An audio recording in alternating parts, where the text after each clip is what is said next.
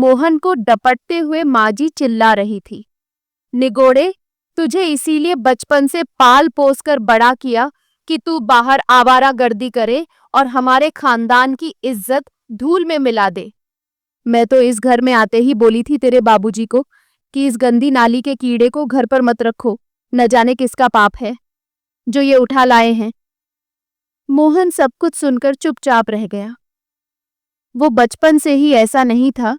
जब बाबूजी की पहली पत्नी जीवित थी तब वो घर के बच्चे जैसे ही रहता था और उसे इस घर में पूरे अधिकार प्राप्त थे। मगर उसके दुर्भाग्य से बेचारी माताजी एक दिन अचानक चक्कर खाकर गिरी तो फिर उठी ही नहीं। समय गुजरने लगा मगर कालचक्र कुछ ऐसा घूमा कि बाबूजी को अपनी कच्ची गृहस्थी को संभालने के लिए रिश्तेदारों के दबाव में आकर अपने मामा की ससुराल की ओर से सुझाई गई लद्दकी से विवाह करना पड़ा। रसवंती विवाह कर बाबू हरपाल की दूसरी पत्नी बनकर घर आ गई। विदाई के वक्त ही उसकी मां ने उसे गुरु मंत्र दे दिया था कि बेटी, उस घर में जाते ही पति को बस में करने के साथ साथ घर पर अपना पूरा नियंत्रण कर लेना और पहली बीवी के बच्चों को पहले दिन से एहसास करा देना कि यहां तेरा राज चलेगा। रसवंती ने मां की शिक्षा गांठ बांध ली थी। ससुराल में आकर उसे जैसे ही पता चला कि मोहन इस घर का सगा बेटा नहीं है, उसने उसी दिन से उसे भगाने की जुगत लगाना शुरू कर दिया। उसने मोहन को बात बात पर ताने देना और अपमानित करना शुरू कर दिया। मोहन इस वक्त ग्रेजुएशन कंप्लीट कर रहा था। ऐसे में उसे भविष्य की तैयारी के लिए कुछ ट्यूशन करने पड़ रहे थे।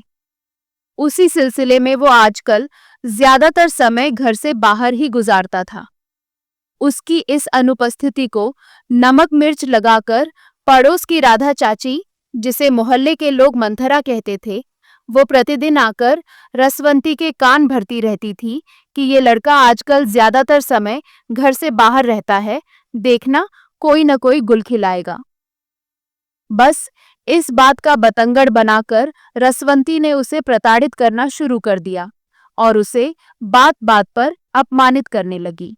मगर अभी तक मोहन बाबूजी का लिहाज कर कोई जवाब नहीं देता था। आज तो अति हो गई, क्योंकि रसवंती ने मोहन के चरित्र पर कीचड़ उछाल दिया था। मोहन ने आओ देखा न ताओ और चुपचाप बिना कुछ कहे घर से बाहर निकल गया।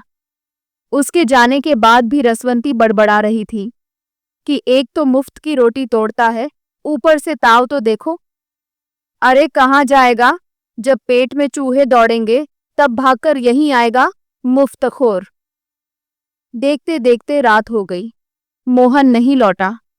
इस पर हरपाल बाबू चिंतित होकर परेशानी में इधर उधर टहलने लगे तो रसवंती ने जले पर नमक छिड़कते हुए कहा, अरे ज्यादा चिंता न करें, चलिए खाना खा लीजिए। हरपाल बाबू ने कहा, अरे भगवान, कुछ देर के लिए चुप हो जा। पता नहीं बेचारा मोहन कहाँ भटक रहा है। तेरी जली कटी सुनकर बेचारे का जीना हराम हो गया है। हरपाल बाबू इसी प्रकार बड़बड़ करते हुए मोहन का इंतजार करते रहे, मगर उसे नहीं लौटना था। वो ना लौटा। मोहन को घर छोड़कर गए 15 साल बीत गए। इस दौरान बहुत कुछ गुजर गया। रसवंती के बेटे सुनील की नौकरी लग गई और उसकी शादी भी हो गई। हरपाल बाबू रिटायर हो गए और बीमारी की हालत में एक सरकारी अस्पताल में पडिडिधे पडिड्डे आखिर वे स्वर्ग से धार गए। रसवंती भी बूढ़ी हो गई थी और उसे गठिया की बीमारी ने बिल्कुल ही चलने फिरने से मोहताज कर दिया था। घर पर बहू का राज चलता था। उसने रसवंती को बाहर ओसारे में एक छपरी डालकर एक चारपाई पर रसवंती को लिटा दिया था और वहीं उसे एक एल्यूमिनियम की पतीली में सूखी रोटी और पानी जैसी दाल खाने को दे देती थी। रसवंती की हालत बहुत खराब हो गई थी। उसे अपनी दैनिक क्रियाओं के लिए बिना सहारे उठकर जाना भी मुहाल हो गया था। वो बिस्तर पर पड़ी पड़ी इंतजार करती कि कब मेहरी फुर्सत होकर उसे नहाने तक ले जाएगी और कब वो फारिग हो पाएगी। बहू की झिड़कियां तो सारे दिन चलती रहती थी।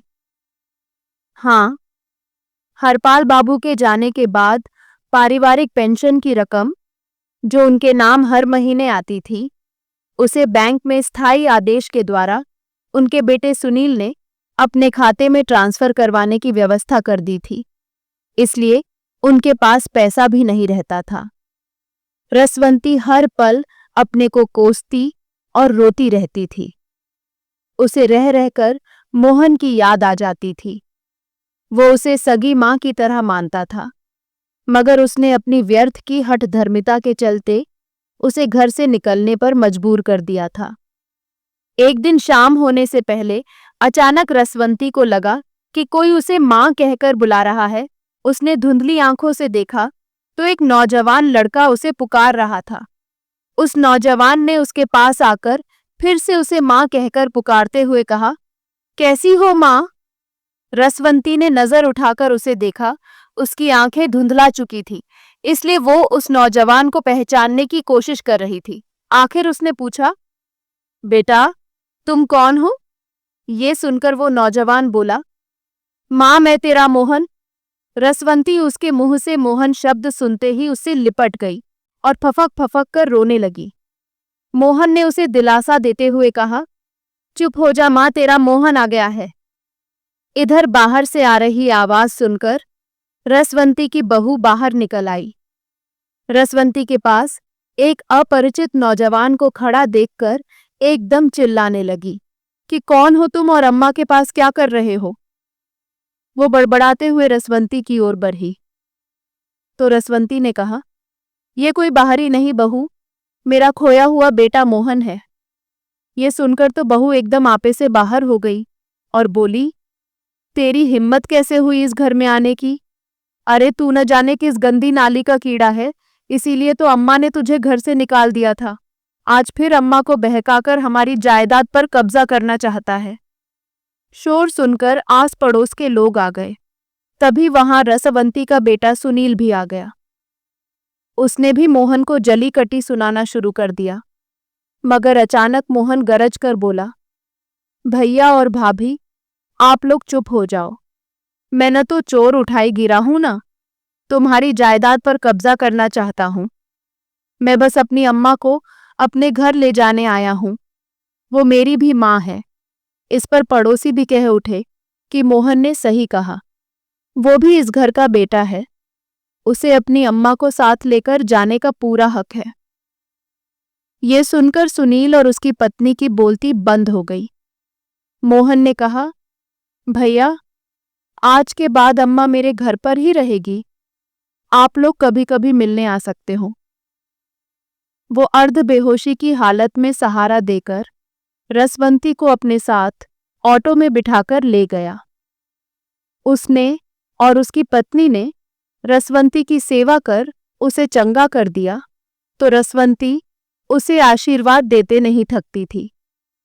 मोहन ने उसे साथ ले जाकर बैंक से सुनील के खाते में स्थायी आदेश के द्वारा जाने वाली मासिक पेंशन की राशि की निकासी बंद करवा दी और उस पैसे की रिकरिंग डिपॉजिट स्कीम खुलवा दी।